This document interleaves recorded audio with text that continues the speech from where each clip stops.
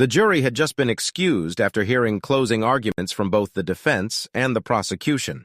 It was quite late, about 4 o'clock in the afternoon, so the judge ordered the jury back to the hotel, where they were sequestered for the 2-week trial, which was the culmination of an investigation that had lasted nearly a year. The defendant was taken back to the Tarrant County Correctional Center in Fort Worth, and nothing more happened until Monday when the jury would reconvene. So I decided to walk back to my room at the Hilton Garden Inn in downtown Dallas, stopping at a bar on the way for a beer and a bite to eat. I had just finished my burger and was halfway through my beer when I heard a woman's voice behind me. "Hey, cowboy, buy a girl something to drink?" she asked. I turned and looked at the source of the question. She looked familiar, and then it hit me. "Ashley? Ashley Marks, is that really you?" I asked. "Yes, that's me," she said, flashing a smile that could melt the polar cap. I invited her to sit down and waved to the waitress. My God, how long ago was that? 16, 17 years? "How's it going?" I asked. "I think it's been 17 years, she said. Ashley was one of my best friends in high school, along with Steve Jenkins and Jolene Carter. Together, we were known as the Four Musketeers. But that all changed when Ashley's dad got a job in Austin during our senior year. I haven't seen or heard from her since." "I'm doing well," she said. "Went to college at the University of Texas, graduated, got married, got divorced, and now work as a reporter for the Austin Statesman newspaper. Wow, you've had a very interesting life." "What happened?" I asked. She shrugged. "I was married," she said, emphasizing the I. Unfortunately, he wasn't. Or at least he had trouble remembering his vows. "After I caught him cheating a third time, I said enough was enough and kicked his city ass to the curb," she said. "I think he ended up running a McDonald's in Beaumont." "I'm sorry to hear that," I said. "I know what it's like, believe me. So what brings you to the Big D? I've been covering the Jenkins trial for the last couple weeks. What a mess." "The other day I watched you testify," she said. "I feel very sorry for Jolene. Whatever her faults, she didn't deserve to die this way." I didn't say anything to that. No, Jolene didn't deserve to die like that. I would have preferred something more torturous, like burning at the stake, but that possibility, like so many other things, had been taken away from me by the man I'd once considered my best friend. "So how are you doing, Bill Jennings?" she asked, interrupting my train of thought. "About as well as expected, considering the last 16 years of my life have been a total sham," I said. "At least you have kids," she said. I nodded. "Yeah, I guess so," I said. "They're mine, at least legally. You may not be a donor, but believe me, you are their father in every way that really matters," she said. "You're probably right," I said, "but it still doesn't make me feel any better." "Look, I have a confession to make," she began. I looked at her, wondering what she had up her sleeve. "You know, every reporter in this courtroom is going to want to know your story. I'd like to be the one to tell it if that's okay with you," she said. "I know you probably have a lot of trust issues, and I totally understand, but no one knows you like I do. Look, if it helps, we'll sign a contract.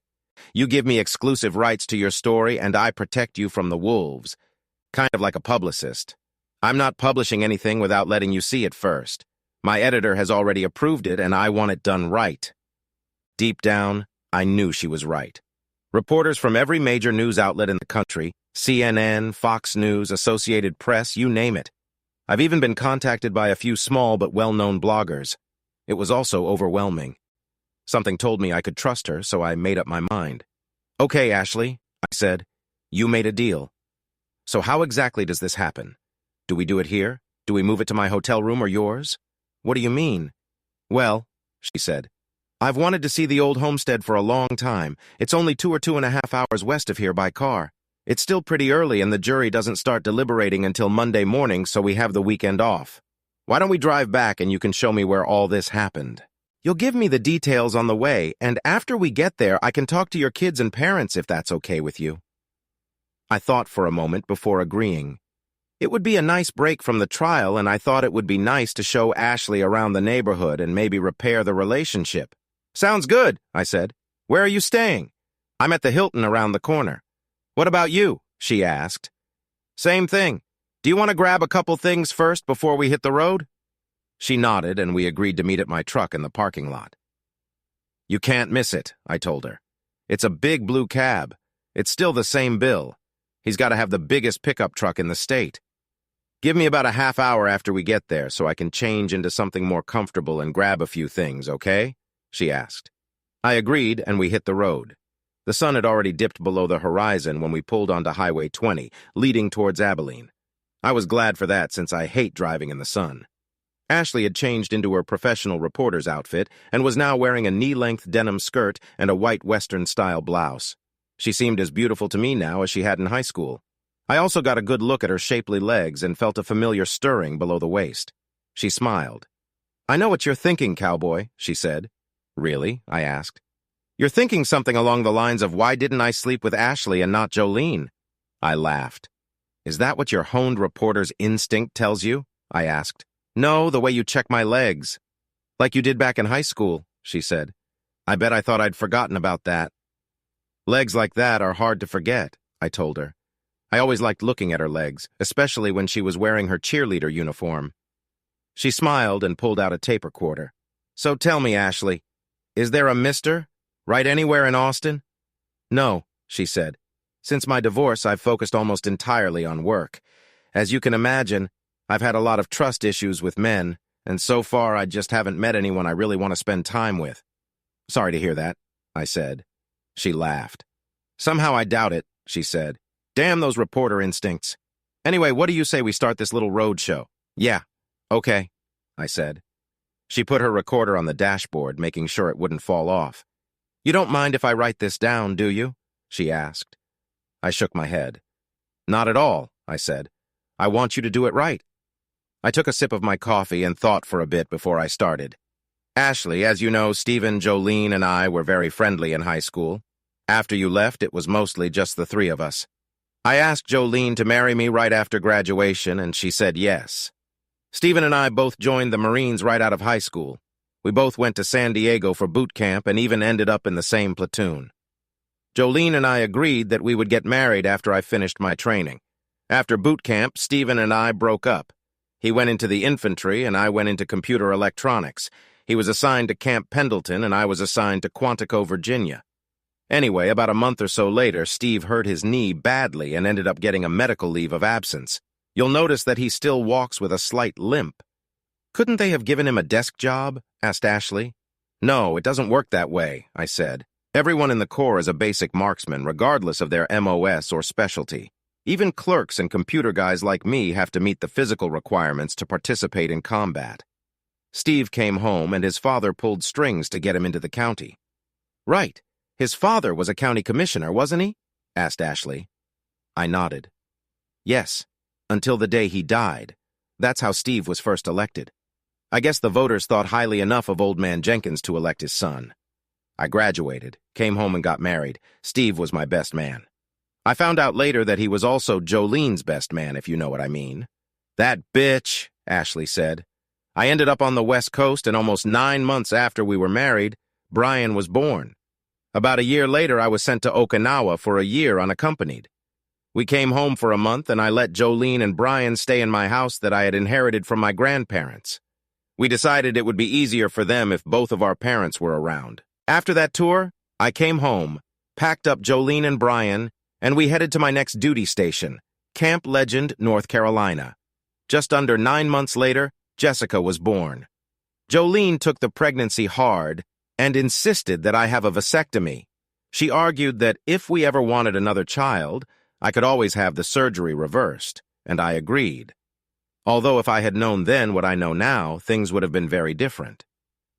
Looking at the pictures, it's easy to see Steve's traits in the kids, Ashley said. Didn't you notice it when they were born? That's a pretty fair question, I said. You might remember that when we were younger, people often said that Steve and I could pass for brothers. We have the same hair color and the same eyes. Hell, we even have the same earlobes. No, they both looked a lot like me when they were little, and they both have their mother's eyes and nose. It wasn't until they got much older that I started to notice the resemblance. When we get to my house, you'll see baby pictures. Anyway, I finished my service in the Corps, and we all came home. Dad took me to his computer store and introduced me to all the other guys. I went straight to work for him, which was great. Unfortunately, I had to do a lot of traveling to do that. Did it ever bother Jolene? Ashley asked. I shook my head. No, just the opposite. She seemed to enjoy my customer service and networking. Dad got clients in Dallas, Abilene, Wichita Falls, Amarillo, everywhere. Heck, we even had clients in Houston and Oklahoma City. Jolene thought it was great that I was building such a large client base, I said. In fact, my absence gave her all the time she needed to bring Steve into our home and into our bed. Of course, I found that out much later. You mean she actually did Steve in your marital bed? Asked Ashley. Yeah, all the damn time, I said. That's why I burned it and the mattress after she got shot. I don't blame you, Ashley said. I burned a few other things, too, like the couch and chair Steve used, I said. Jolene's wedding dress burned, too. Ashley wrinkled her nose. So, Steve was a regular guest at your house, Ashley said. Yes, so much so that he even had his own chair. I didn't mind at the time since I considered him a friend. He'd come over to my place, especially on Sunday after church. We'd start watching the game and he'd almost always fall asleep in that damn chair. The kids also started calling him Uncle Steve, almost at Jolene's insistence. It annoyed me at the time, but now I know why. Hey, I don't know about you, but I wouldn't mind warming up my coffee. Are you ready for a pit stop? I asked. Ashley turned off the recorder. Sure, she said. I could take a smoke break if that's okay with you. I nodded and turned toward the next exit. After taking a break from the road, we were back on the highway heading towards Abilene. Ashley pulled out her voice recorder and set it on the dashboard. So all this time you had no idea Jolene was cheating on you with Steve? She asked. No, I guess I was the typical clueless husband. She never disrespected me, at least to my face, and there was never even a hint of sex in the house when I was away. I guess they've been pretty careful over the years, I said. When did you find out? She asked. About a year ago, I was sent to Los Angeles for a month-long training course on an ERP package.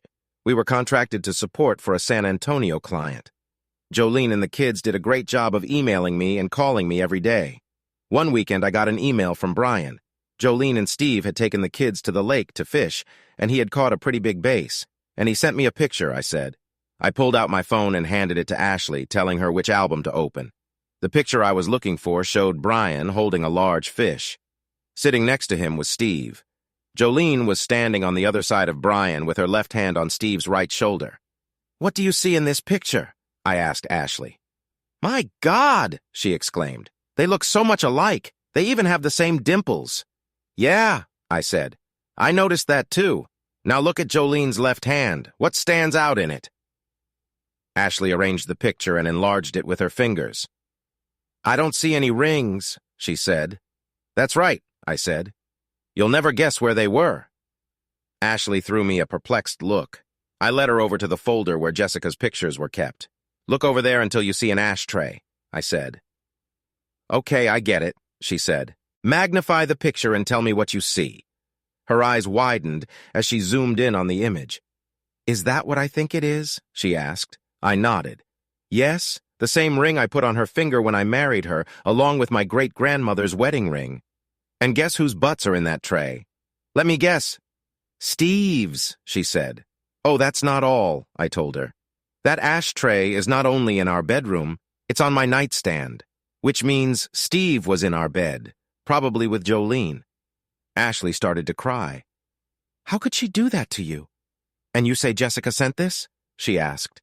Yeah, I said.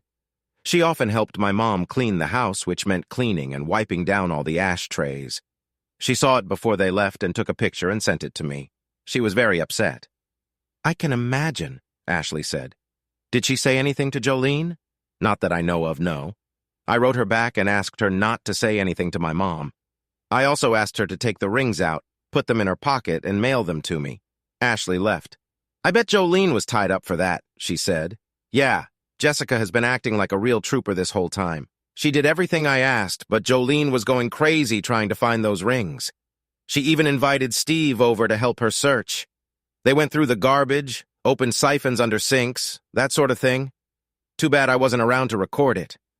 So what did you do? Ashley asked. My course ended on Friday afternoon, so I went straight away and came home on Saturday night. Jolene met me on the street crying because she had lost her grandmother's ring. She was completely out of it. I asked all the usual questions. Did you look everywhere? Did you put it on the sink and so on?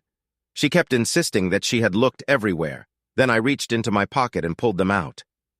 I thought she was going to faint. "How did you get them?" she asked.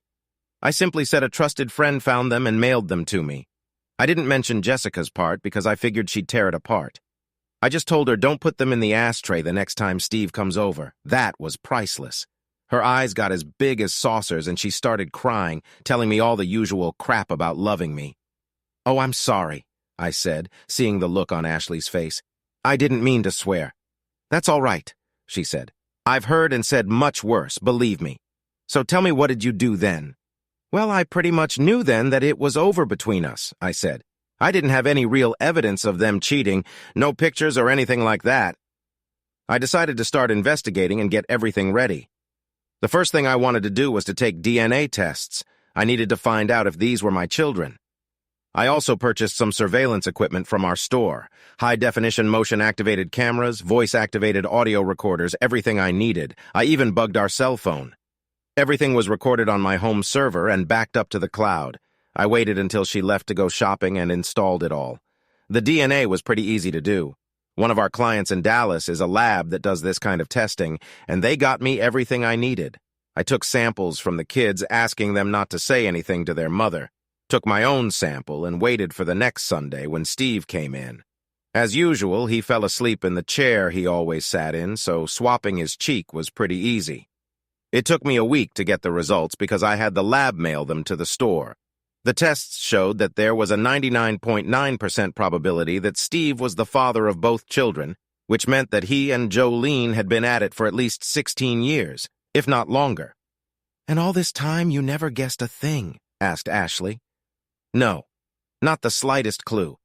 I'm sure if I'd sat down and analyzed everything carefully, I might have guessed, but that's the thing.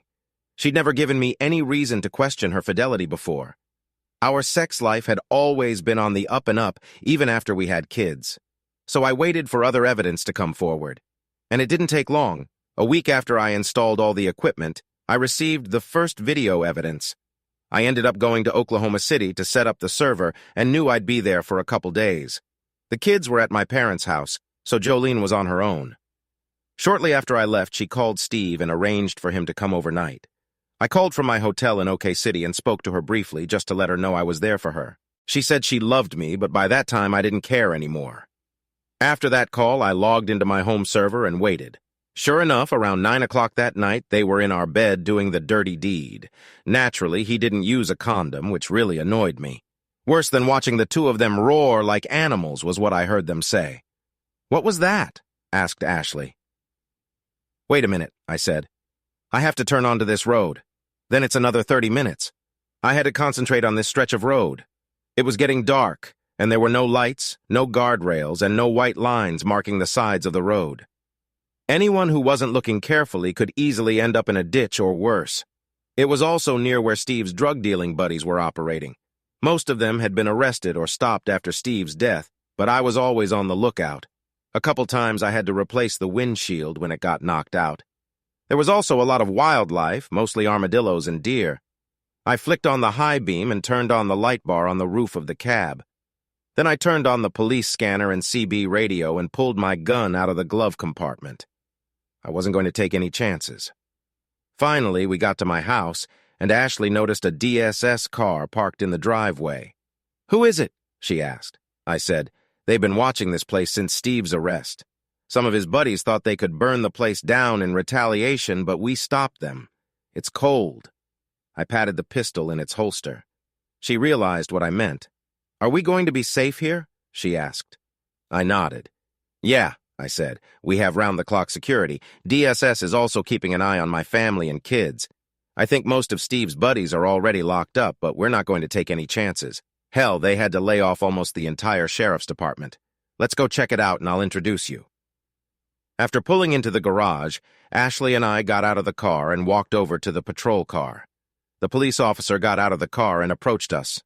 "Bill Jennings?" he asked. "I thought you were all in Dallas for the trial." We shook hands. "The trial just went to the jury this afternoon. By the way, this is Ashley Marks, a reporter from the Austin Statesman. She'll be with me this weekend gathering information on Steve for an article," I said. Nodding to her, he touched the tip of his gray Stetson.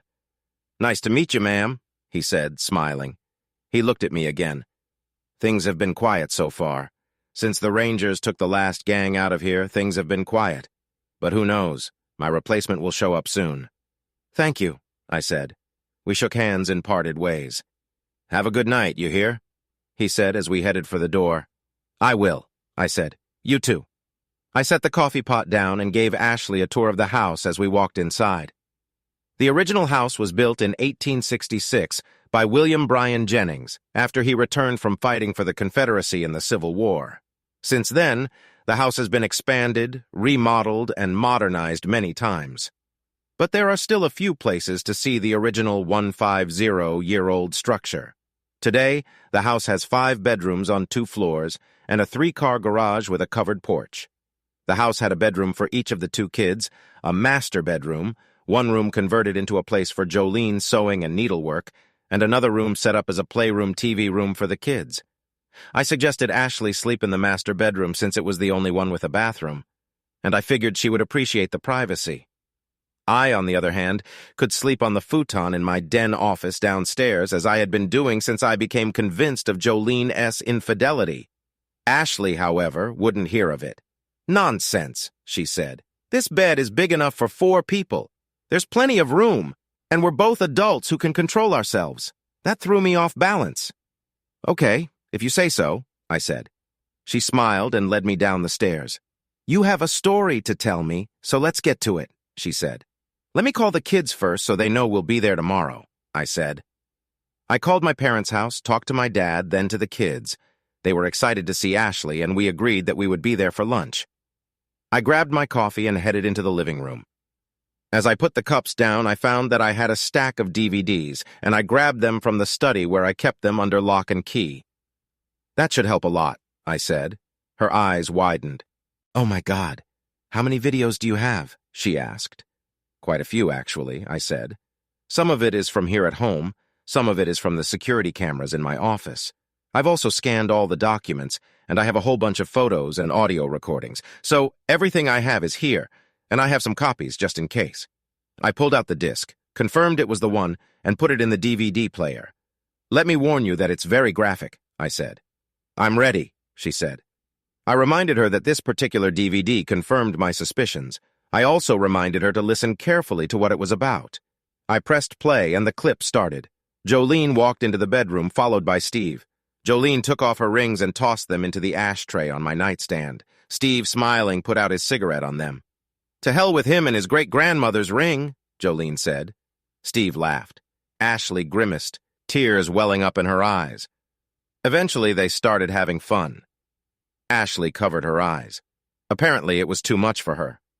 I fast-forwarded through the most graphic parts, and Ashley seemed to appreciate the gesture. It'll take about an hour, I said. It was bad enough as it was, but the pillow talk afterward is a real buzzkill. Thank you for letting all of this pass by, Ashley said. It's one thing to hear that someone you love and care about is cheating. It's quite another to watch it happen. They lay on their backs and smoked a cigarette. Steve pounced on Jolene's rings again. Jolene turned on her side, facing Steve. I'm pregnant again, baby. Looks like you're going to be a daddy again, she said. Steve frowned. Damn it! Didn't you take your pills? He asked. Yeah, I might have missed a day or two, but that was pretty much it. Why can't you use a condom? I hate that kind of thing, he said. You know the rules. No rubber bands. I guess you'll have to get another abortion. Either that or convince him it's his baby. I can't have another abortion, Steve, she said. I've already had 3 and the last one almost killed me. I was so sick I ended up in the emergency room. Besides, you know deep shit had a vasectomy after Jessica was born. It was your idea to make sure he didn't get me pregnant. Well, what do you want to do? Asked Steve. I want to go away and marry you, she said. That's all I've ever wanted. And I think Bill's got us figured out anyway. I told you I'm not the marrying kind. Besides, a family could complicate things for me, and I like what I have now. Bill works and pays, and I get paid, he said. And don't worry about him knowing anything. Hell, he's so damn stupid. We could have fun right in front of him, and he wouldn't realize a thing. Why don't you just do to him what you do to other guys? She said. Well, those guys were illegals anyway. No one would have missed them. Besides, who's going to cry over some scumbag drug dealers being in the country illegally? Heck, by getting rid of those guys, I probably secured half the voters. It's one thing to put a bullet in the head of an unknown illegal alien. It's another thing to do it to a respected member of society. Maybe you can have an accident, Jolene said. It wouldn't be the first time, and you know people die driving down Indian Trail all the time. People who do that are usually commuters looking for scenery, and they don't know the road like he does. We might be able to do something about it, but we won't get away from him just yet. Maybe we can find something that will incapacitate him gradually. Poison, for instance. Let's think about it for a while before we come up with a plan. Eventually, we will have to get rid of him, but let's do it right and at the right time. Maybe after the kids are out of the house. That way you get his insurance in part of his business.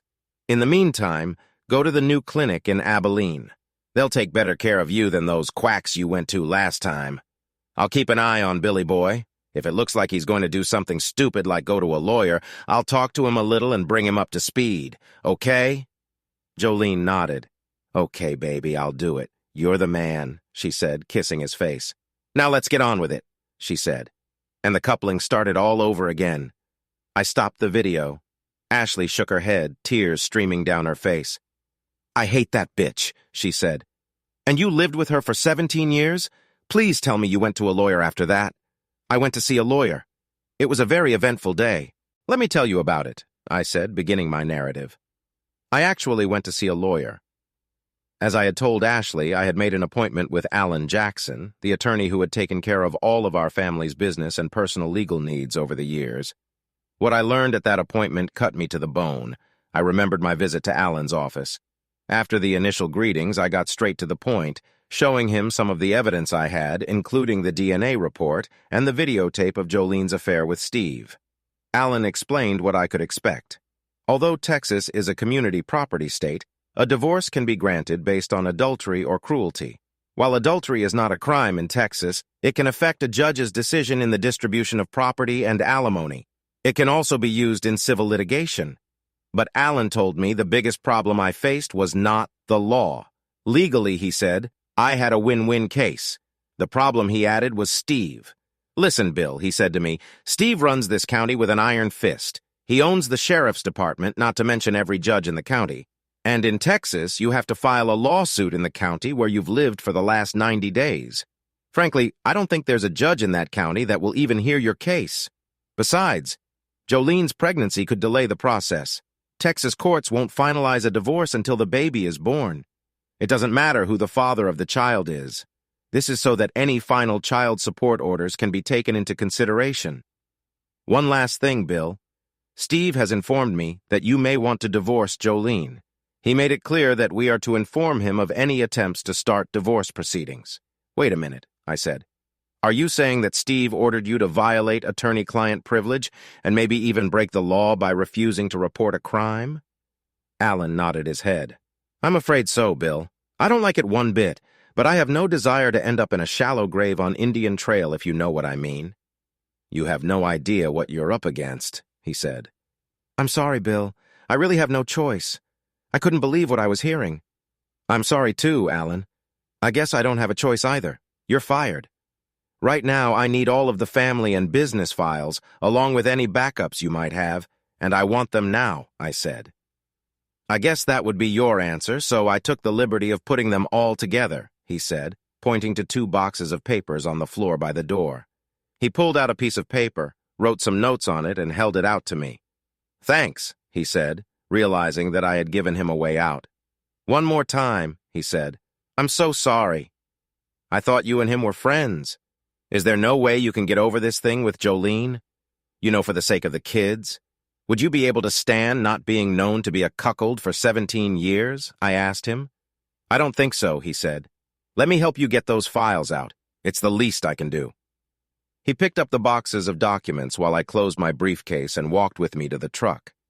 Once there, he looked around before he spoke again. Call those people I listed in the paper I gave you, Bill.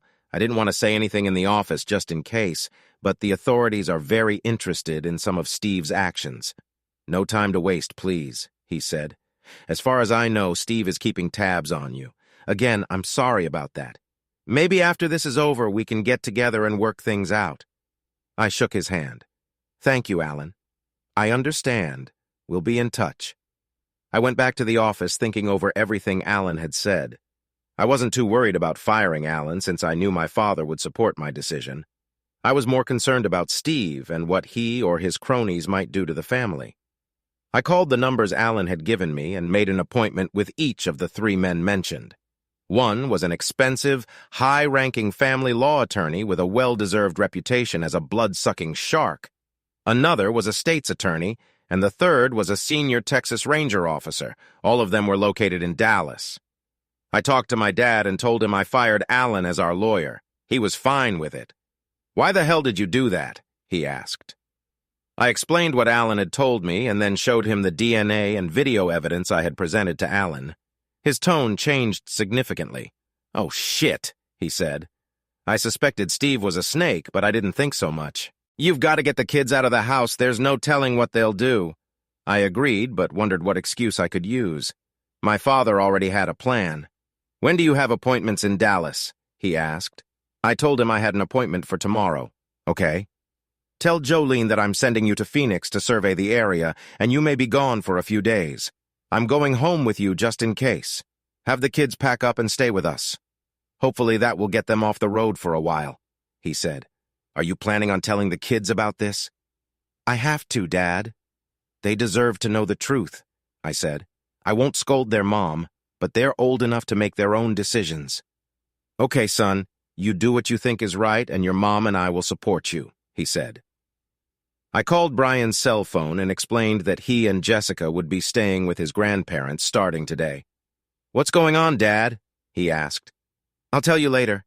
Just make sure both you and your sister are home right after school," I said. "Grandpa will pick you up from there." "Okay, Dad will be there," he said. "Love you guys," I said. I could almost hear his face turn red with embarrassment. "I love you too, Daddy," he whispered. A few minutes later, I got a message from my secretary. "Bill, Steve Jenkins is here to see you," she said. I pulled my gun out of its holster and placed it on the desk for easy retrieval, turned on the VCR to capture the meeting, and told the secretary to send it over and let my father know he was here. Steve walked into the office like he owned the place and immediately saw the 9mm pistol on my desk. "Not a bad piece of equipment you've got," he said. "Didn't know computer geeks used guns. What do you want, Steve?" I asked. "Straight to the point." "Okay, look, I know you went to see Alan Jackson today," he said. "So what's in it for you?" I asked. "If you're thinking of divorcing Jolene, forget it," he said. "I don't care if you know about her and me, but I'll be damned if I'm going to let you drag me through the mud in court. Tell me, Steve, why? I thought we were friends. Why did you and Jolene do that? How long did it last?" "How long?" he asked. "That's a good one. You're going to like this. We actually started back during prom. You remember, don't you? Ashley was my date, but Jolene and I got away for a while and got into it. You were dancing with Ashley when we got back, remember? Hell, we were all 18 at the time, so we weren't doing anything illegal. Then we got back together when you were at Quantico. Remember when I messed up my knee at Pendleton? We did that quite a bit until you came back. Jolene was on birth control, but I guess she forgot to take it the day you got married," he said. "You were my best man, asshole," I said. "I was hers, too. I have to admit I really enjoyed watching her walk down the aisle. She was so beautiful. And guess what? 9 months later, Brian was born," he said. "Well, isn't that a kick in the butt? Of course, we weren't together until you brought her home on vacation. That was just before you went to Okinawa. Yeah, Jolene and I had a good time. Spent almost every night together while you were there. She got pregnant about 6 months later and had an abortion. Didn't want you coming home with a pregnant wife. Hell, I even slept with her the day your plane landed. And guess what? 9 months later, Jessica showed up," he said. "By the way, it was my idea to have Jolene make you get a vasectomy. We didn't want her to have any of your children. Thought it would be too complicated to keep track of who was born to whom. Jolene screwed up a couple times over the years and she had to go to a boarder. Good thing your insurance covers abortions. We were doing great all these years until you decided to wise up. You couldn't just leave things the way they were. Now you had to become outraged and righteous. That's how it's going to be. Now that you know about us, there's no need to divorce and hide it. From now on, I'll come to you any time of the day or night, and when I'm there, I'll play with Jolene, wherever I want. And when I am there, you will remember that I am the master of the house. You will do what I say when I say and how I say. And if you get any ideas in your head about stopping me, think of the kids. I wouldn't want anything bad to happen to them. You bastard, I said. You touch one hair on those kids and I'll put you down like a rabid dog.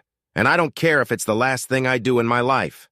Talk all you want, asshole, Steve said. Just remember who's in charge around here. Hell, I own this county. I own the sheriff's department. I own every goddamn judge in the courthouse. And now I own you. You play ball, you'll be all right. You step out of line and everything will be all right. For you and for the kids, would you hurt your own children? I asked. What happened to you? I've grown up, Steve said. And you better grow up too, Cookie. I'll see you around. Steve walked out of the office and I stopped the tape. I burned it to DVD, sent a copy of the video to my dad and my contacts in Dallas and called my dad. Dad, check your mail. We better move right now, I said. He just threatened me and the kids. Okay, my father said. Let me make the call. Call Brian and have him pick up Jess and come to my house. Let the school know and I'll meet you at the house. I think it's time to evict your wife. I agreed and called the school, informing them that under no circumstances should my wife or Steve Jenkins pick up the children or even be in the building, explaining that it could be a matter of life and death. I also informed them that the children must leave immediately. I called Brian and told him to pick up Jess immediately and drive directly to his grandfather's house. No questions asked. I'll talk about you kids later today, I promise, I told him. And under no circumstances have any contact with your mother or Steve. This is very important. Do you understand? Yeah, Dad, I got it. What's going on? He asked. There's no time to explain now, son. Just do as I say, okay? Okay, Dad, he said. I grabbed my gun, the DVD I had just burned, walked out of the office and jumped in my truck. I knew my dad would be on his way soon, so I didn't wait. If he said he was going to be somewhere, then he would be. I pulled out and headed home. About 15 minutes later, I pulled up in front of my house. I didn't see Steve's truck, but Jolene's car was there. Oh, good. I knew my dad would be here soon. I walked into the house looking around for Steve or anyone else who might be waiting to hurt me. I kept my right hand on my holstered pistol. I didn't see or hear anyone at first. I took an uncertain step into the house. Jolene was coming down the stairs. Bill, you're home early, she said. Did something happen? I looked at her at first, saying nothing. Is Steve or anyone else here? I asked. Why would Steve be here? She replied. I think you know why Steve is here. Maybe to get himself an afternoon hookup or to set up my murder, I said. Jolene's eyes widened and she brought her hand up to her mouth. Yes, Jolene, I know. Oh my God, she said. I'm so sorry, bullshit. Let me show you what your lover just told me and then I'll give you 30 seconds to grab your shit and get out of my house, I said. I put the DVD in the player, turned on the TV and pressed play on the remote. I watched Jolene's reaction to Steve's confession and his threat. Bill, it's not what you think, she said. Please let me explain. Steve just said some nasty things. We can work things out. Are you kidding me? You conspired with Steve to cuckold me from the beginning? Then you conspired with him to deny me children, and then you conspired with Steve to kill me. What the hell kind of people are you? Now take your shit and get the hell out of here. Now, God damn it. I never raised my voice at her, but she was clearly frightened. I reached out, took her left hand and pulled the rings off of it. I put my grandmother's ring in my pocket, took off mine and slipped it into her hand. Eat it, bitch. I growled. Bill, please don't do this to me. I'm so sorry. She wheezed through her tears. Yeah, you're sorry, all right. You're a sorry excuse for a wife. Now get out of here. I grabbed her purse and threw it at her. It hit her in the chest. She rushed to the door. I rushed her. Move, damn it, I said. I was tempted to kick her ass, but I'd been raised never to hit a woman. We walked outside and went to her car. She turned to me as she opened the door. Where will I go? She asked, crying. First of all, I said, stop your damn tears. You got what you wanted. Second of all, I don't care. Go to Steve, go to your mother's apartment, or better yet, go to hell. Having said that, I noticed 2 cars pull up to the driveway. Dad's truck pulled up first, followed by Steve's. Jolene instantly stopped crying and smirked at me. Now we'll see who has to go, baby, she said wryly. It would be so much easier if you just cooperate with us. Are you really going to do that? I asked. In a heartbeat, she said. Dad swung his truck around to block Steve's access to the house and stopped. Steve slammed on the brakes, missing his father's truck by only a couple of feet. Steve jumped out of the car. My dad did too. He pulled out his 12-gauge shotgun, loaded around, and pointed it at Steve. "What the hell are you doing, Jennings?" Steve yelled. "I'm following a restraining order," my father said. "What kind of restraining order?" asked Steve. "The one against you and your lover. The one that says you two must stay 500 feet away from my family and our property," Dad said. "And believe me, asshole, I'd like nothing more than to hurt you. So get in your truck and get out of here." Steve wasn't used to being talked to like that, so he stopped moving forward. 2 cars with flashing lights pulled into the driveway and stopped behind Steve's truck. 4 state highway patrol officers got out of them with their pistols at the ready. "We'll take it from here, Mr. Jennings," one of the officers said as he approached Steve. Dad lowered his gun as the officer handed Steve a restraining order. "Is that her?" he asked, nodding his head toward Jolene. Dad shook his head. The officer walked over to Jolene and me and handed her the paper. "Mrs. Jennings, you have been served with an order requiring you to stay 500 feet away from any member of the Jennings family and any property under the control of the Jennings Historic Family Foundation, which includes this house," he said. "If you refuse to obey this order, you will be taken into custody. Do you understand?" "Yes, I know," Jolene said quietly. "Excuse me, officer," I said as he started to turn away. He stopped and looked at me. "Yes, Mr. Jennings?" he asked. I pulled a digital audio recorder out of my shirt pocket. "I'd appreciate it if you'd take Jolene and Mr. Jenkins into custody," I said. "And why would I do that?" he asked. I hit the play button so they could hear the threat Jolene had just made to me and the kids. Jolene looked like she was about to cry. The officer gave her a hard look before pulling out the handcuffs. "Mrs. Jennings, you are under arrest. Please turn around and put your hands behind your back," he said. After handcuffing Jolene and reading her Miranda rights, he radioed another officer and ordered him to arrest Steve. "You're going to pay for this, asshole," Jolene said as she was led away in handcuffs. "You're all going to pay." By this time, another car had pulled into the driveway. A van from the local TV station stopped, and a reporter followed by a camera crew walked up the driveway while Steve was being arrested. They managed to get a report on his arrest that made the evening news. Steve was, to put it mildly, displeased. "God damn it, do you know who I am?" he asked the officer handcuffing him. "Yeah, I know," the officer said. "And frankly, I don't care. You're under arrest anyway. I'll get your badge for that," shouted the red-face to Steve. I realized I should have mentioned their plot to kill me, but I didn't have that evidence with me. Some of it was still in the DVD player in the house, and events were moving pretty fast. Nevertheless, I knew that my contacts in Dallas had the evidence and were working on the charges. The news van backed up and shifted so the patrol cars could pull out of the driveway. The reporter and her cameraman came toward me, followed by my father. "Mr. Jennings, could you explain why Commissioner Jenkins was just arrested?" she asked. "Yes, I can," I said. "As far as I know, making death threats is still a crime, and even popular politicians like Steve and his married girlfriend are covered by the law. Now, if you don't mind, I've got kids to take care of." I stepped back and my father joined me, leaving the reporter and her cameraman in shock. The voters in our district had treated Steve well, and I knew that his reputation as a man who espoused family values had just taken a major hit. Unfortunately, the voters didn't know Steve the way I knew him, but I'll make sure they find out. My next stop was my parents' house, where I explained everything to those who were left of my family. I hated telling my children that the man they knew as Uncle Steve was actually their biological father, but I felt I had to tell them the truth. At first, they didn't want to believe it, but I had the DNA test results to prove it. "I don't care what that piece of paper says," Jessica said. "You're my father, and you always will be." "I agree," Brian said. "I love those kids and was proud of them, even if the donor was Steve." We hugged and shed a few tears. After saying a tearful bye to my kids and family, I went back to my house, packed up my stuff to last me a couple days, and headed to Dallas. "And that's when you found out how bad it really was?" asked Ashley, interrupting my narrative. "Yeah," I said, resuming my narration after another sip of coffee. The next day I met with Dave Brooks, a Dallas attorney known as a bloodthirsty shark who usually gets his way in the courtroom. What I didn't realize was that he had arranged for me to meet with all three men I had approached.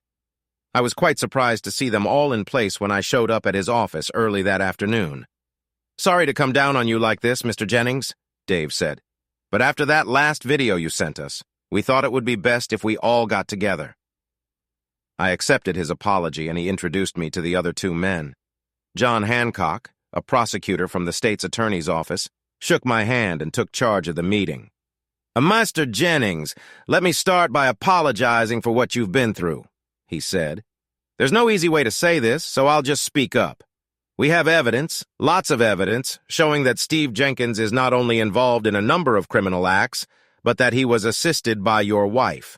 Not only is he involved in drugs, but we have evidence that he ran guns, engaged in human trafficking and human slavery, and was involved in organizing prostitution. Worse, forensics directly links him to at least 6 murders. Furthermore, your wife has involved in much of this activity, especially the prostitution. We had hoped to have a little more time to put this together, but the threats against you and your children have forced us to push the timeline back considerably," he said. The third man, Don Jacobs, captain of the Texas Rangers, summarized the situation from his point of view. He made it clear to me that the entire sheriff's department had been compromised and could not be trusted to do its job. As a result, he said, efforts were made to temporarily replace the department with Rangers and DSS officers until a replacement could be trained and hired. Unfortunately, that includes the correctional facilities where Jenkins and your wife are being held, he said. So we need to act quickly before the situation worsens. As for your divorce, Dave said, I'll be pushing for an annulment given your wife's criminal activity and the deception she and Jenkins used against you. If that doesn't work, we'll file on the grounds of adultery and mental cruelty. From what you have provided, I believe you will get all of your assets, as well as custody of your children if that is what you want. We talked for another hour or so, discussing strategy and possible scenarios. Dave handed me a DVD that he said contained videotapes of my wife's actions by private and government investigators. Some of them, he said, were quite graphic in nature and involved several men, including sheriff's deputies. John concluded by telling me what he was going to do with Steve and Jolene. "I'm not going to sugarcoat it, Mr. Jennings," he said. "I'm going to impose the death penalty, at least as far as Jenkins is concerned. Your wife might get lucky and get life in prison without parole. However, I must warn you," he added, "your life and the lives of your family members are in danger. Be very careful. From what I've seen, you and your children are damn lucky to be alive right now. People who cross paths with those two usually die. You have our direct numbers, so if you see anything or suspect anything, call us immediately. Do you hear me?" "I hear you," I said. We shook hands and parted ways. My mind was in a daze. The man I once thought was my best friend turned out to be not only a murderer, but also drugs, guns, prostitution, and little else. And my so-called loving wife was a part of it all. The ride home was spent thinking about everything that had happened in the last 17 years. How could I have missed it? Had I been so blinded by love and friendship? I finally got back to town and got a frantic call from my son. "Dad, you have to come home right now," Brian said. "What's going on?" I asked. "Just come home now," he said, and hung up. I pressed on the gas and made it home in about 20 minutes. When I saw the ambulance and traffic police patrol cars in front of the house, I immediately thought about what I had been told. I rushed to the door just as the paramedics were wheeling the gurney outside. I stopped them to see what was wrong. The paramedic pulled back the corner of the sheet, revealing Jolene's face. "I'm sorry, Mr. Jennings," the paramedic said. "She's gone." Oddly enough, I wasn't that upset. Stepping inside, I found Steve being transported on another gurney. His left shoulder had been shattered by a shotgun blast, but judging by his groans, he was still alive. I saw the kids and the father standing off to the side. Thank God they seemed to be okay, I thought. Avoiding the blood on the carpet, I walked over to them and hugged them, making sure they were okay. "What happened?" I asked. Dad replied. "I brought my kids here to buy a few things," he said. "We had been here for a few minutes when these two came inside. I guess they managed to bail them out. Jessica and Jolene got into a fight, and Steve pulled out a gun. I heard a noise and went in the back door. Brian and I were in the backyard packing up. I grabbed my shotgun and walked in just as Steve pulled out his gun. Jolene tried to get him to put the gun down, but it went off. He shot her accidentally, I think. Right in the gut. I pulled Steve's shoulder out and called 911. That's when Brian called you. Jolene didn't last long. She was gone by the time the ambulance arrived. I'm sorry, son, he said. I shook my head. It's okay, Dad, I said. You did the right thing.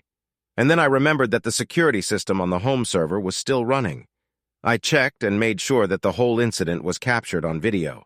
I showed the video to one of the officers while the other took statements from my father and children. He asked me to make a copy, which I did. I interrupted my narrative to take another sip of coffee. Do you have that video? Ashley asked. Actually, yes, I said, pulling a disc out of the stack. I put it into the DVD player and pressed a button on the remote. The video began with Jolene and Steve entering the house through the front door. Shortly afterward, Jessica entered the room. What are you two doing here? She asked. You shouldn't be here. You should be in jail. We bailed you out, Jolene said, and we've picked you kids up. You're coming with us. I'm not going anywhere with either of you, Jessica said. You have to leave now. Jolene grabbed Jessica's wrist. Oh, yes, that's right, young lady. You and your brother are leaving with us now, Jolene said. Jessica squirmed and pulled away from her mother. No way, bitch, Jessica yelled. I hate you and I'm not going anywhere with you. Jolene slapped her hard across the face. Oh, yes, it is, she replied. I have prepared a fine room for you in Abilene. You will go and do whatever I say. Jessica struck back, hitting her mother in the face. That's not going to happen, she said. Jessica, stunned by the blow, grabbed Jessica's hands in both of her. Oh, yes, you are, she said. You're going to be our new star, aren't you, Steve? Steve grinned back. The boys are going to like you, girl, he said. Steve and Jolene laughed as Jessica was hit with the realization of what they were up to. She began to struggle even harder and finally broke free of her mother's grip. I'm not going, and you can't make me, she said. Now get the hell away from me. Steve pulled a gun from behind his belt and started waving it around as he spoke. Well then, I guess it's over for you and your brother, he said.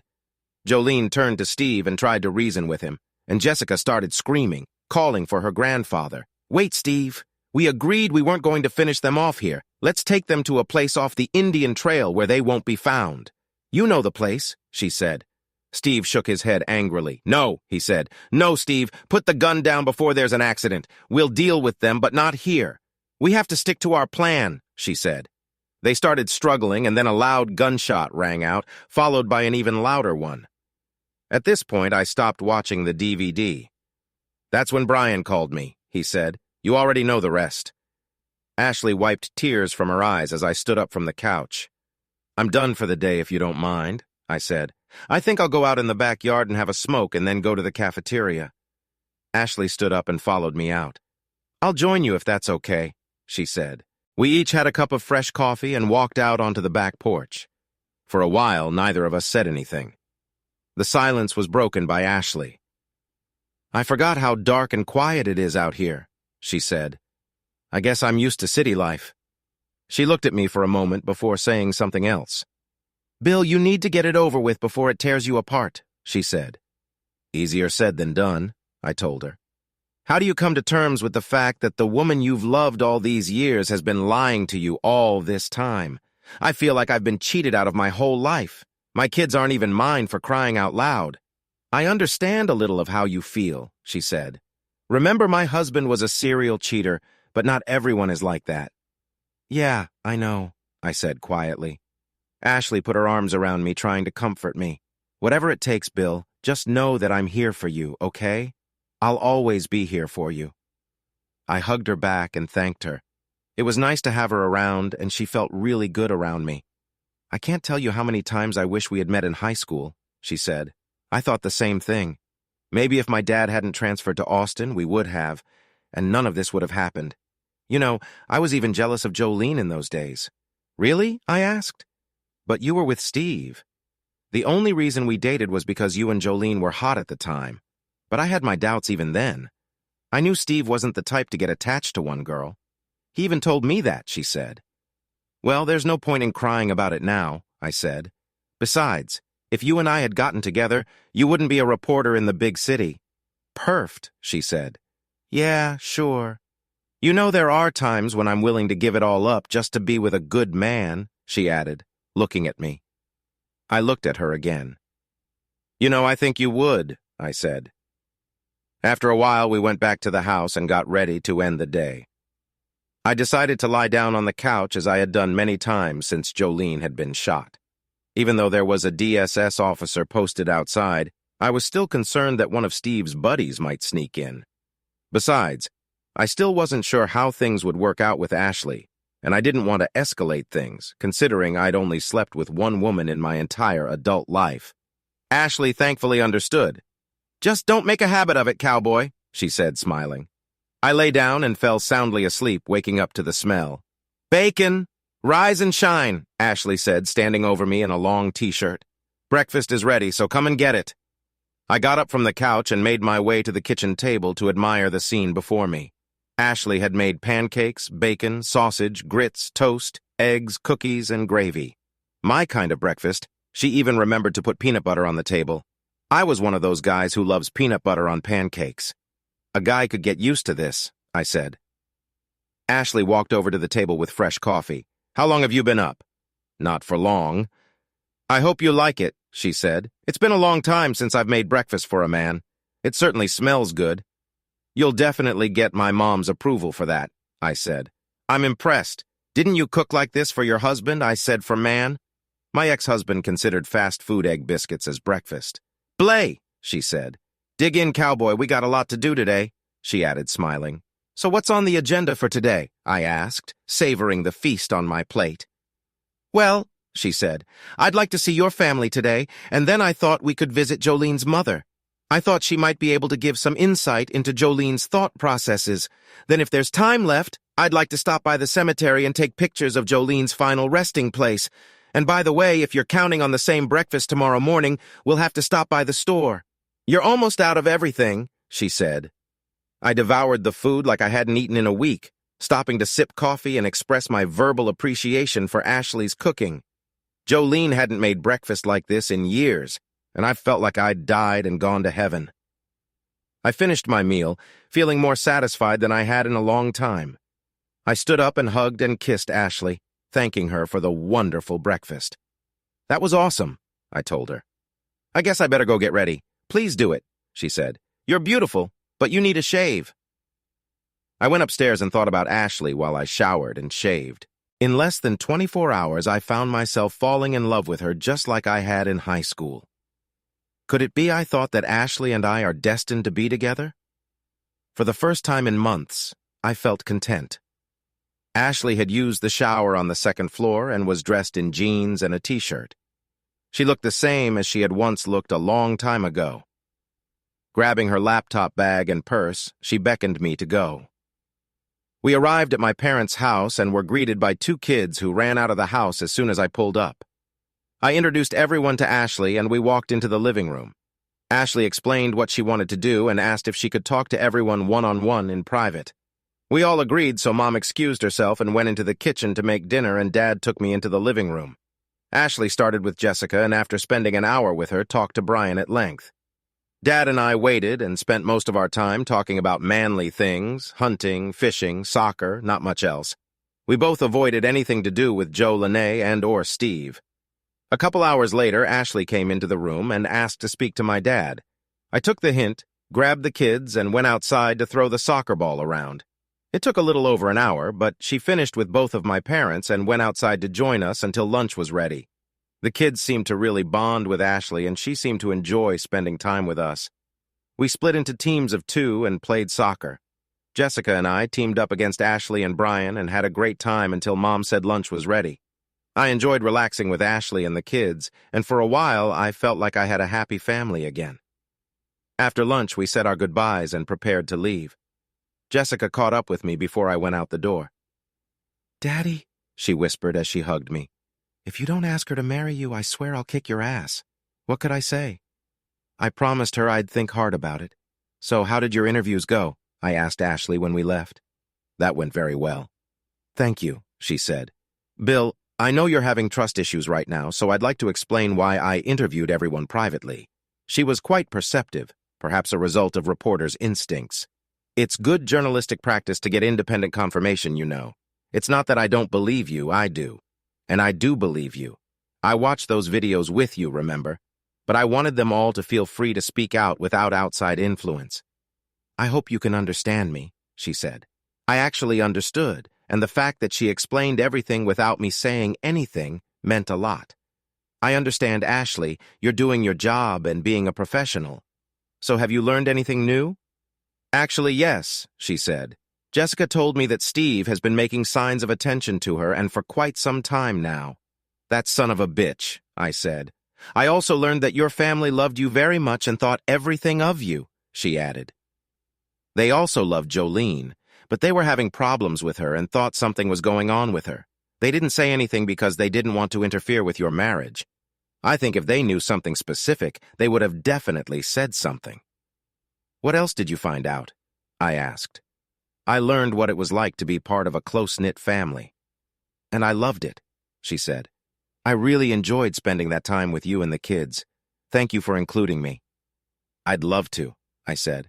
The kids and I had a great time too. I think you made a big impression on them. We pulled up to the apartment complex where Jolene's mother, Myrna, lived, parked and headed for the door. Do you want to interview her privately as well? I asked.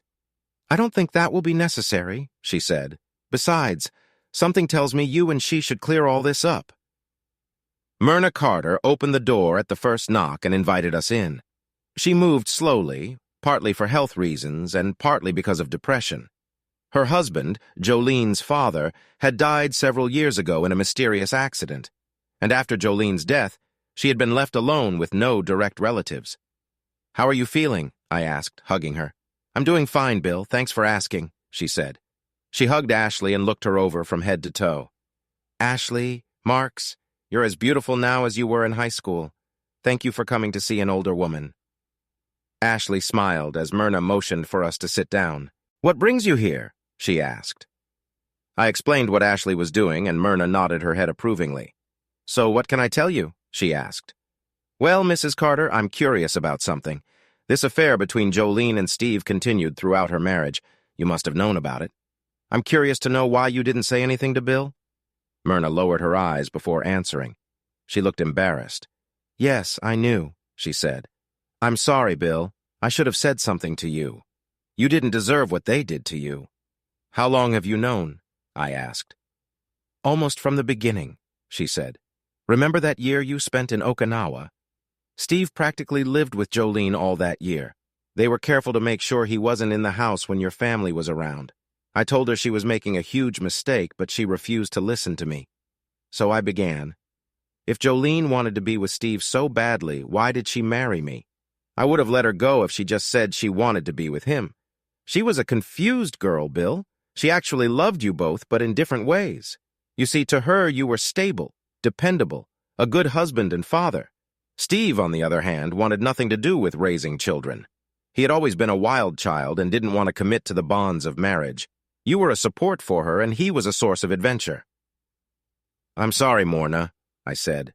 Jolene had sex with Steve the day we got married. She had 2 children with him and passed them off his mind. In the end, she plotted to kill us all. These are not the actions of a loving wife. I know it's hard to believe, Bill, Morna said. But she really did love you, at least at first. At least that's what she told me. So what happened? Asked Ashley. What changed Jolene so much? Well, Ashley, people change over time, I guess, Morna said. Steve latched onto Jolene and soon began to control her. I told her about it once, but she warned me that if I said anything to Bill, I'd regret it later. Morna looked at me. That's why I stopped coming to the kids, Bill. I'm sorry, but I just couldn't go there and look you in the eye knowing what Jolene was doing.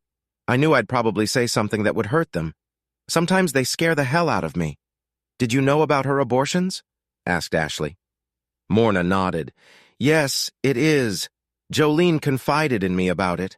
I told her she was being stupid and would get caught sooner or later, but she just shrugged it off. Said it was her choice and Bill had no say in it. I suggested she do the right thing and divorce Bill. She laughed and said she would never divorce. Said it wouldn't be long before she inherited everything Bill had anyway. How long ago was that? Asked Ashley. I don't know. Maybe it's been 1.5 years or so, Morna said. We left it up in the air for a few seconds, so Jolene and Steve had been meaning to do this to me for a long time. I wanted to say something, Bill, but I was so scared. You know how scary Steve can be? I knew. Something bothered me about all of this, so I spoke up. Morna, did your husband know about all this? I asked. I think so, she said. I know she and Steve were talking just before the accident. Morna's husband was known as one of the best mechanics in the area, if not the best, and took very good care of all his cars. Investigators called the accident an accident, but were never able to explain how one brake line mysteriously failed and how the traction mysteriously weakened.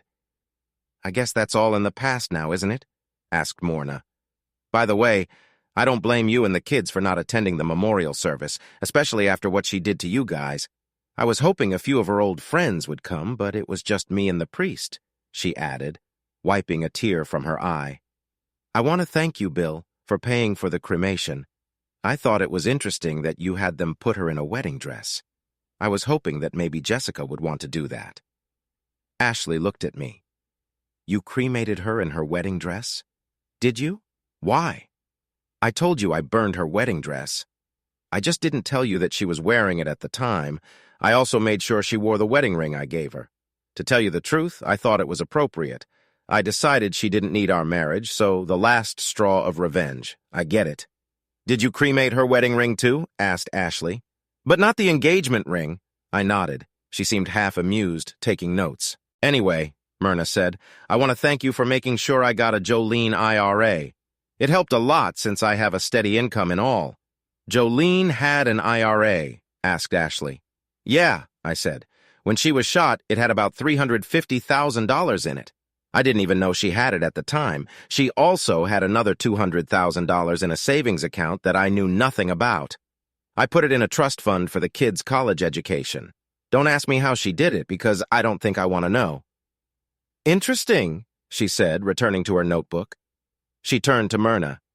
Mrs. Carter, is there anything else you can add? Myrna shook her head. Nothing that catches my eye. I think you all know almost everything else. Myrna looked at me. I'm so sorry about the way things turned out, Bill. I put my arm around her. It's okay, Myrna. Listen, feel free to stop by the kids anytime you want, okay? I'm sure they'll be happy to see you. She nodded and thanked me, then hugged Ashley. Thanks for stopping by, she said as we got ready to leave. And please don't be strangers, okay? We promised to stay in touch and left. You cremated her in her wedding dress and wedding ring, asked Ashley as we got into the pickup. It felt like it at the time, I said. Ashley went back to her notes as I made my way to the cemetery. We made our way through the manicured grounds until we reached the columbarium where her ashes were kept. The short granite plaque read Jolene Carter and listed the year of her birth and the year of her death. There was no further indication on the plaque of who or what she was. At least you treated her remains with some dignity, Ashley said. Well, I said, it was done mostly for Myrna's sake. If it were up to me, I'd just flush her ashes down the toilet. Interesting that you made them use her maiden name, she added. Yeah, I figured since she didn't have any use for our family in her life, I wouldn't burden her with the family name for eternity, I said. They tried to get me to write something like loving wife and mother on the monument. I figured they wouldn't write cheating whore or lying conniving bitch. So I kept it simple. Ashley took her pictures and turned to me and put her hand on my chest. There's still a lot of anger in him, isn't there? Tell me, Bill, did you ever mourn for her? At all, she asked. The truth was no. In fact, I hadn't shed a single tear since she was shot. All my love for her had been burned away by her lies and cheating. Her threats against the children and myself had pretty much destroyed all my feelings for her. Part of me was ashamed, and it brought tears to my eyes. Damn it, I didn't want to do this in front of Ashley. I shook my head and started to turn away so Ashley wouldn't see my tears. She stopped me and made me turn around to face her. You need to get it out of your head, Bill, before it eats you up, she said. Let it go and you can move on with your life. What kind of life is this, Ashley? I asked. Everything I thought I had all these years turned out to be a lie. Everything? I shook my head and tears began to roll down my cheeks. Ashley wrapped her arms around me and pulled me tight against her. That's what happened. I sobbed uncontrollably for quite a while. Ashley didn't say anything but kept hugging me tightly, kissing my face from time to time. I finally calmed down and looked at Ashley. I wiped a tear from her face that had rolled down her cheek. "What's that?" I asked. "She was my friend too, remember? The four of us, you, me, Steve, Jolene, the four musketeers. I loved her like a sister back then," she said. "I hate what she turned into, but I loved her anyway. You loved her too, and for a very long time. You married her, raised 2 children with her. That must mean something. You're probably right," I said. "Damn right, cowboy. I'm here and now, Bill," she added. "And I'll be here as long as you need me or want me, got it?" I smiled. "I get it," I told her. She smiled and patted my chest. "We need to get to the store before it gets too late," she said. "What do you want to do about dinner?" I thought for a moment before answering. "How about a trip to Charlie's?" I asked. "They're cooking a killer steak and there's a band there tonight. You're asking me out on a date? In front of your wife's ashes?" "Why not?" I asked. She smiled, kissed me on the lips, and looked at Jolene's marker. "Bye, Jolene," she said. "Your husband is asking me out." I stared at the marker for a while before returning to the truck. "Bye, honey," I whispered. I thought I heard a quiet sob next to me, but there was no one there. I figured it was the wind playing tricks on my mind, but without wasting any time, I walked back to the truck where Ashley was waiting for me.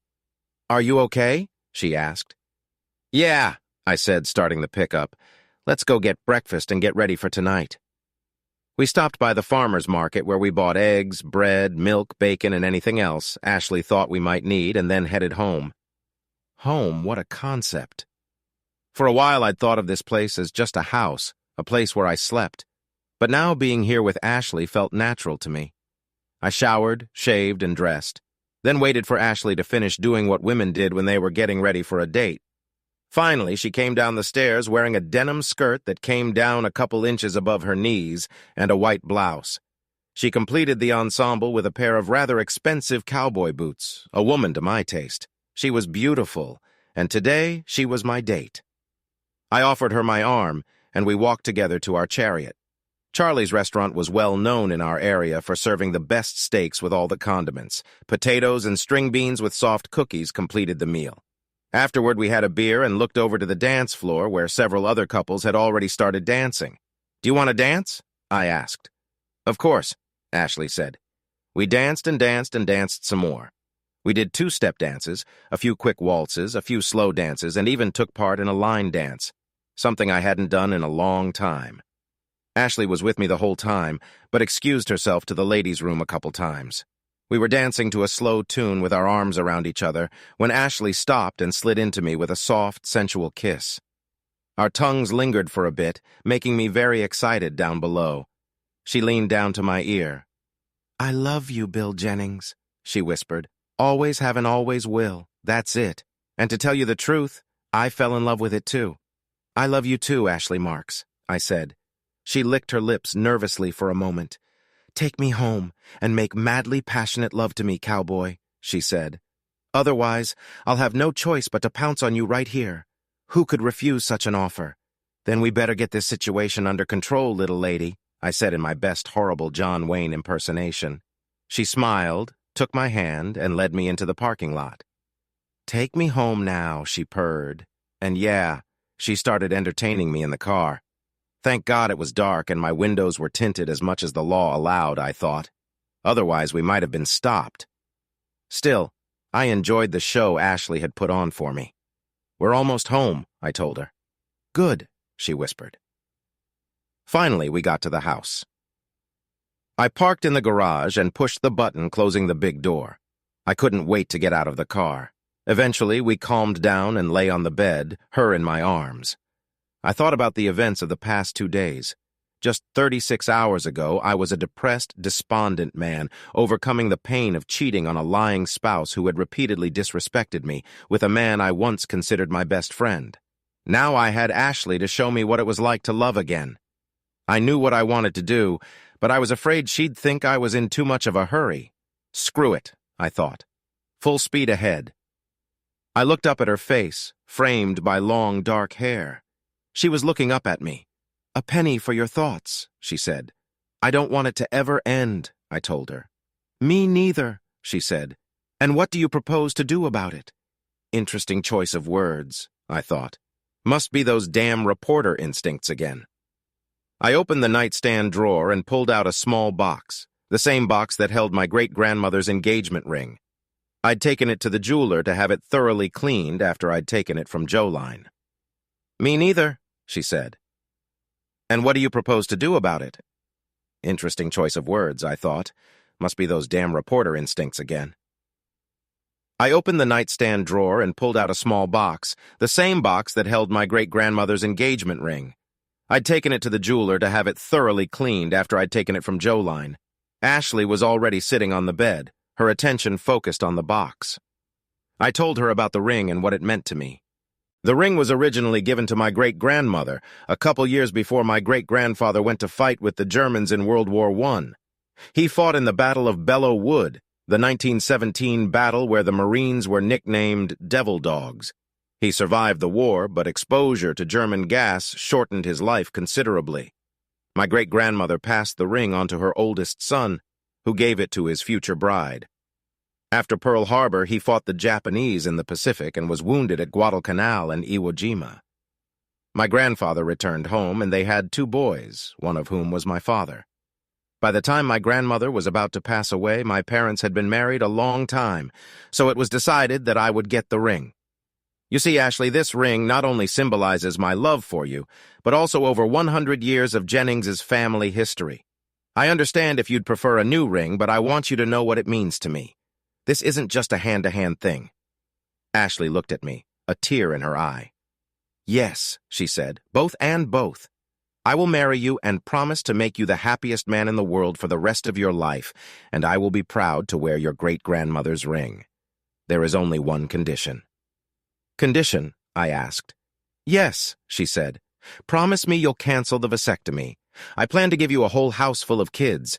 Maybe someday I can pass it on to one of our grandchildren." I smiled, put the ring on her finger, and we kissed for a long time before making love once more and falling asleep in each other's arms. The next morning I woke up to the better-than-sex smell of bacon. I did my morning chores and went downstairs to see Ashley making another of her killer breakfasts. We ate breakfast and packed our bags for the trip to Dallas. We decided to shower together, which naturally led to another hot session of lovemaking. I decided to call the kids and give them the news after we finally got dressed and packed. I dialed the number and put it on speaker so Ashley and I could hear their answer. "Woo-hoo!" shouted Brian when I told them we were getting married. Jessica was just as happy. "Good for you, Daddy," she said. "You've got a real winner."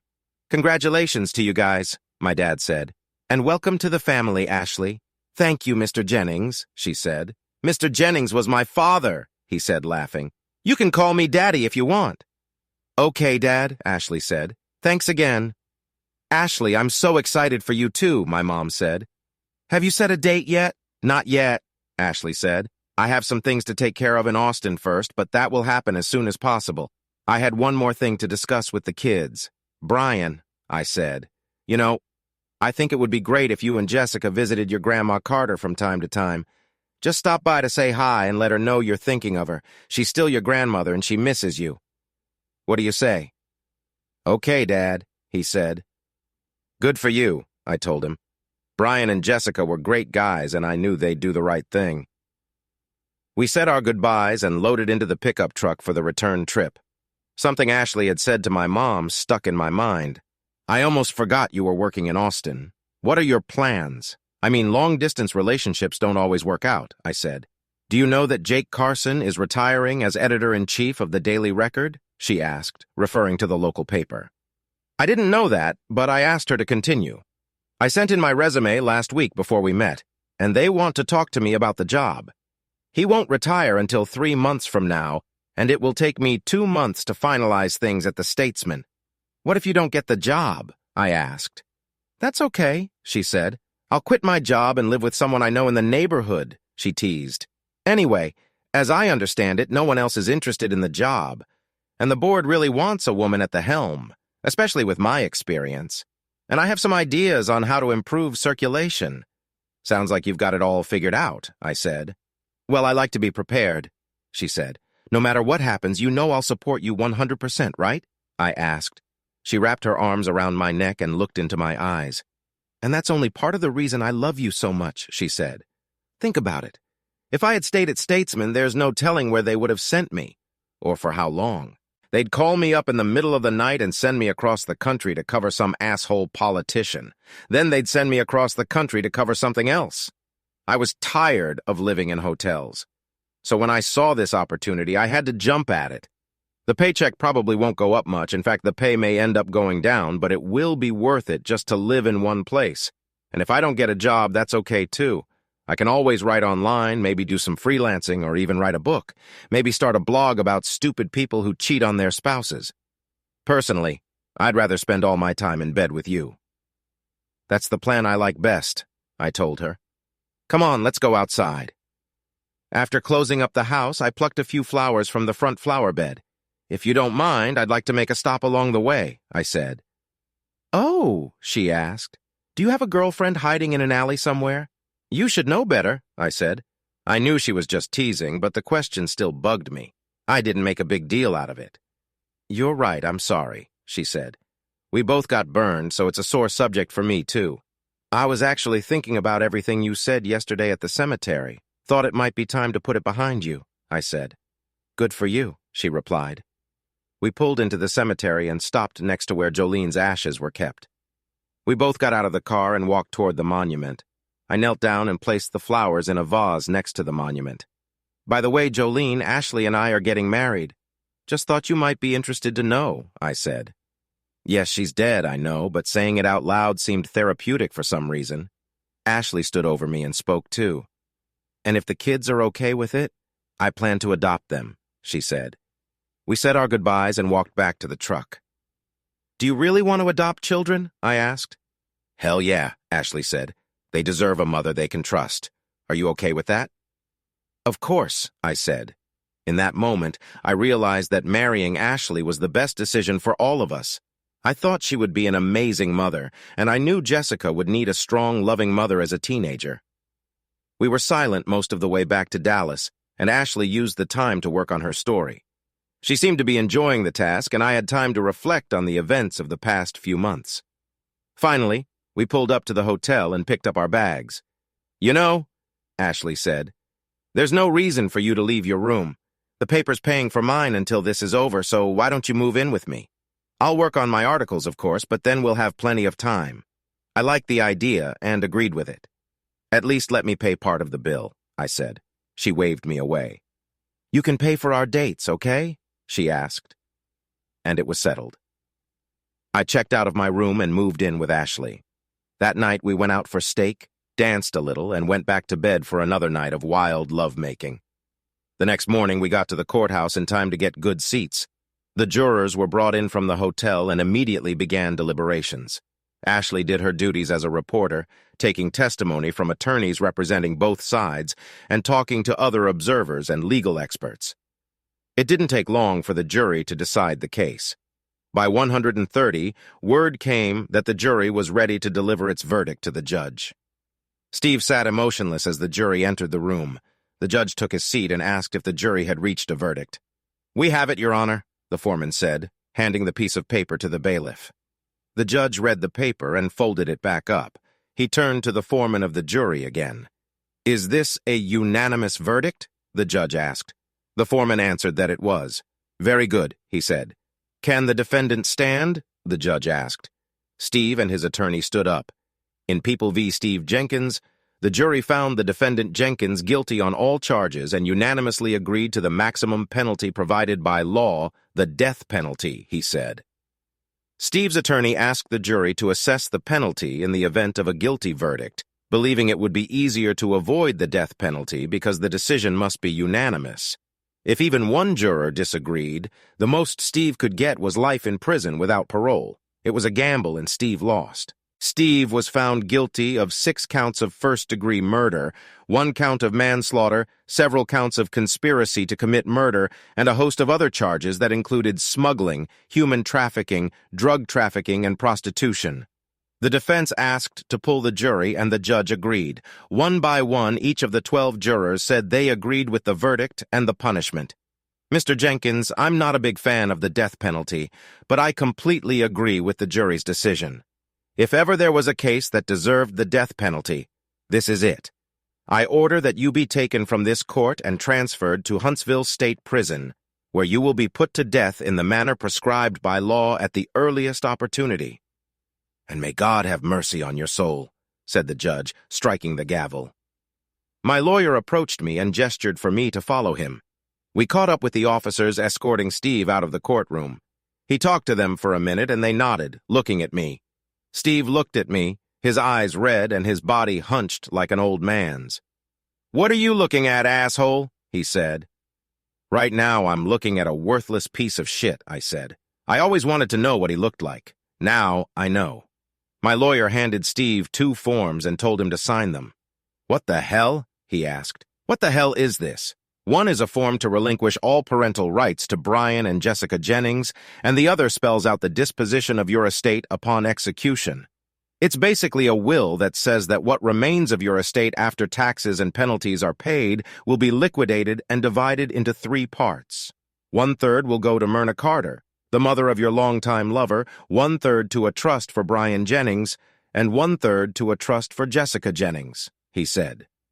Steve looked furious, but realized he was finally defeated and signed both forms. He looked at me with hatred in his eyes. "Are you happy now?" he asked. "I will," I told him. "By the way, Ashley Markson and I are getting married, and she's agreed to adopt the kids. Enjoy hell, asshole. I look forward to pissing on your grave." My attorney thanked the officers, and we left. I didn't see Steve again until the day of his execution. And yes, I peed on his grave, but I made sure Ashley wasn't around. I didn't think she'd approve. Finally, the nightmare was over, and I was looking forward to a new chapter in my and Ashley's life. Epilogue.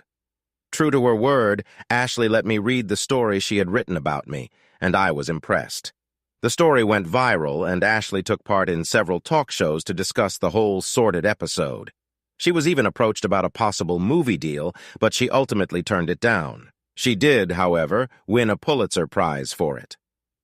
The Statesman was reluctant to let her go, but realized her life had taken a different path and gave her a nice bonus and recommendation when she left. The Daily Record Board gladly accepted her as the new managing editor, and in the first year, the small paper circulation tripled, prompting the company to build a new facility and hire more staff. We both decided we wanted to avoid a big church wedding and got married in our backyard, inviting family and friends. Ashley's parents drove down from Austin along with a few of her closest friends from Statesman. Her dad walked her down the aisle and shook my hand warmly as he handed her to me. Brian was my best man, and Jessica was Ashley's maid of honor, so it was truly a family wedding. After the vows were exchanged, the priest asked us all to turn to face the audience. "Ladies and gentlemen, it is my honor to introduce Mr. and Mrs. William Jennings and his family to you for the first time," he said to loud applause. Brian walked over to Ashley and put his arm around her. "Welcome to the family, Mom," he said, smiling. Ashley hugged him, tears in her eyes. Jessica hugged her too. "I love you, Mom," she said. "I love you too," Ashley said as she hugged both kids.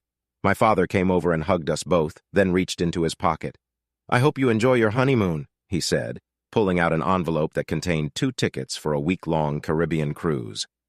"Thanks, Dad," Ashley and I said, almost in unison. And a new adventure began. 10 months after returning from the cruise, Ashley gave birth to twins, a boy and a girl. We named the boy William Frederick after my grandfather, and the girl Alicia Marie after Ashley's grandmother. On their birthday, I happened to run into George Mason, a major politician in our neighborhood. He shook my hand, accepting my celebratory cigar. "Congratulations, Bill," he said. I thanked him. "By the way," he said, "you know we have an election coming up. There are a few people who think you could take Steve's place on the old commission if you're interested. After all, you're the one who brought him down in the end." "Kind of like our own version of the man who shot Liberty Valens, right?" I asked. He laughed. "Except John Wayne wasn't waiting in the shadows this time," he said. "Thanks, but I don't think I can take a pay cut." "I have 2 new mouths to feed," I said. "You could still run your business," he asked. "Maybe there's another reason?" "Well, yes, there is." "Dad said something the last time we discussed the whole Steve thing," I said. "What's that?" George asked. "Power corrupts," I said.